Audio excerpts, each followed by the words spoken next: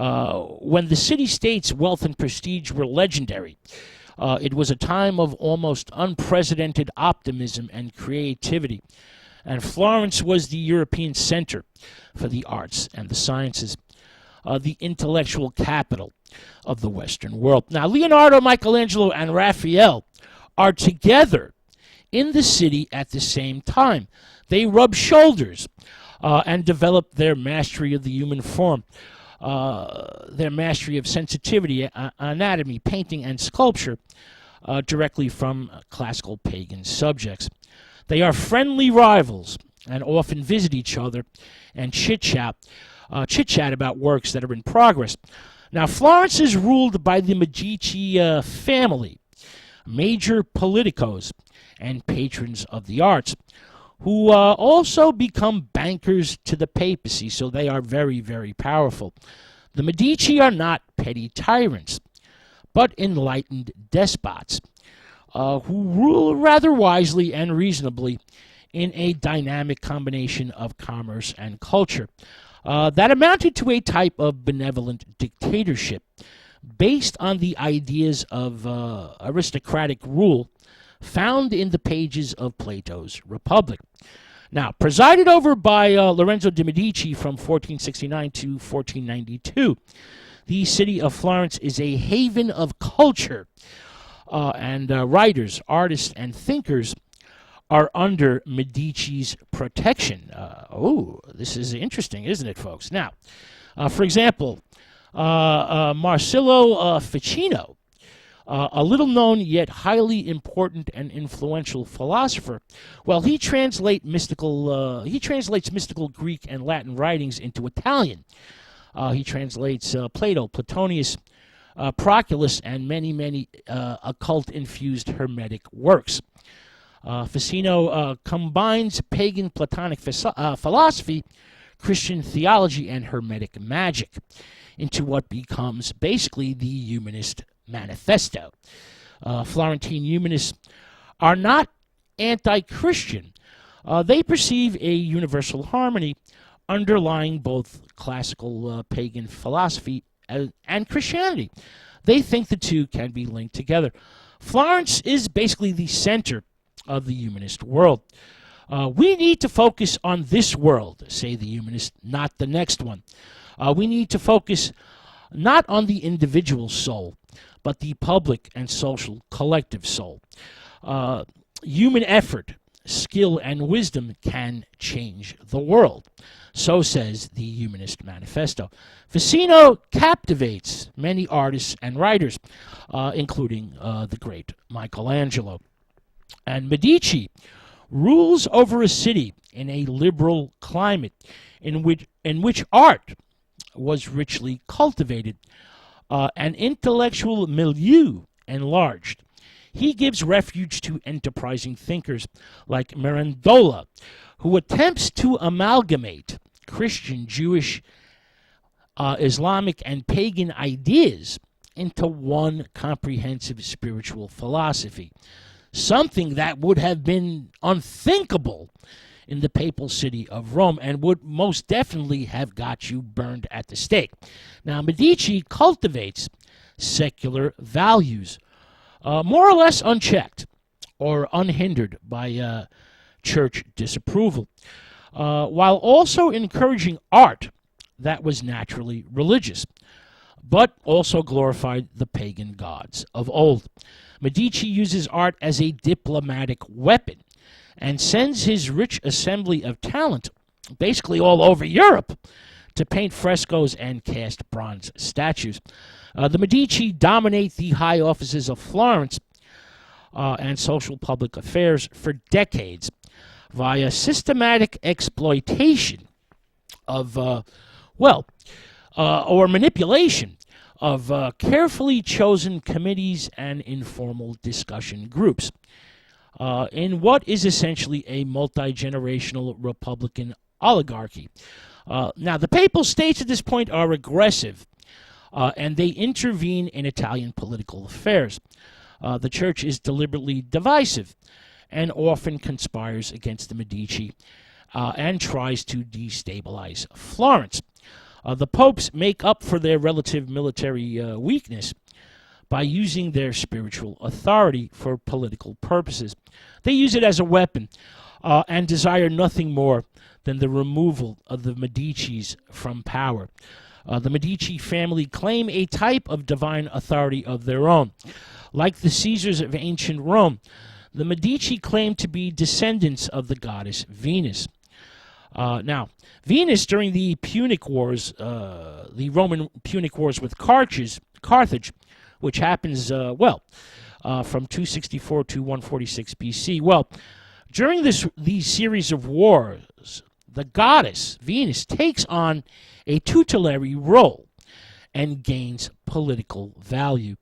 And during the late Republic and early Imperial period, well, Venus becomes one of the major divinities of the Roman pantheon.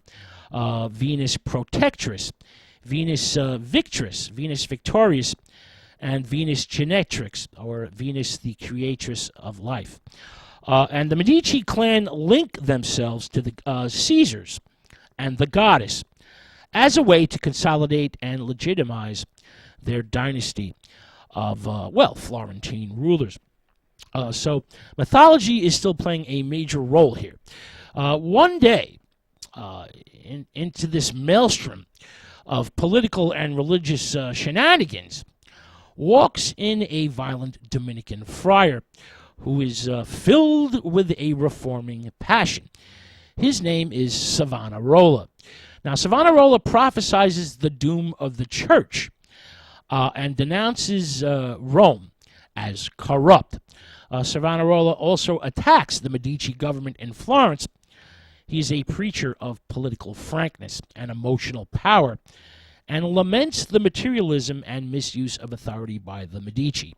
Savonarola also has a personal vendetta against Pope Alexander VI, the Borgia Pope, and claims to be divinely appointed to purify Italy. Now, the atmosphere of a moral crusade takes hold as Savonarola gives puritanical speeches against gambling, against the innuendos of carnival songs, against the uses in which religious art should be put. For example, no paintings of the Virgin as a debutante. His campaign goes full tilt boogie. It gains steam. And both the government of Florence and the church begin to panic. And, they wish to be rid of him.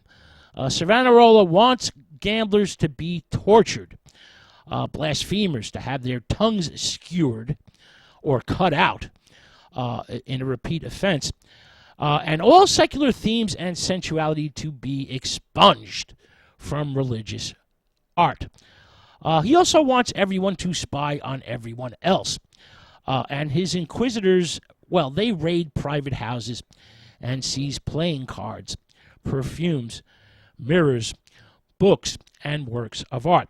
Now, the Borgia Pope and Savonarola engage in a bitter contest as spiritual disillusionment and discontentment engulf Italy. His stern theocratic republicanism, a combination of religious revivalism and fundamentalism, attacks both culture and commerce, and Savonarola gains much power and influence with both the elite and the common people. So much so that the Carnival of 1497 is capped out or finished off by the the lighting of the bonfire of the vanities, an enormous pyre that consumes precious books, paintings, and other objects of art. Botticelli even burns his nude studies of the lovely Simonetta and previous works of art, precious works of art, are lost forever, thanks to Savonarola. Now, the Pope, now Savonarola's arch enemy, suspends him from preaching. After a few months of silence, Savonarola starts to preach again, only this time with increasingly violent language. Having deified papal authority, The Dominican friar is excommunicated, and then the plague hits Florence. Ay, ay, ay. A close disciple of Savonarola accepts a challenge from a Franciscan monk that they should both enter a blazing fire to see which of them God will protect. A huge crowd gathers, but Savonarola's disciple chickens out and fails to enter the fire. A massive riot, then ensues, and Savonarola's hold over the Florentine soon begins to dissipate. His political allies, sensing a change in the wind, gradually desert him. The people have begun to tire of his strict regime, and a declining economy doesn't help matters either. Savonarola is soon arrested, tortured, put on trial, condemned to death, hanged, and his body is then burned in the public square, in the exact same spot as his, bonfire of the vanities. Savonarola is, in a way, he reinforces the folk belief, legend, or myth that the Florentines were marked by God with a special destiny. The ashes of his, funeral pyre may have been thrown into the Arno River, but the Dominican friars' ideas lived on. Medican friars would hold a continuous importance within Italian Renaissance society, and Savonarola's exceptional sway over Florence is not an isolated incident, but belongs to a line or class of powerful holy men and holy women. For example, St. Catherine of Siena or San Bernardino. Savonarola's arch enemy, and the man who would ultimately destroy him, was a Catalan noble with a strong personality, Rodrigo de Borgia, also known as Pope Alexander.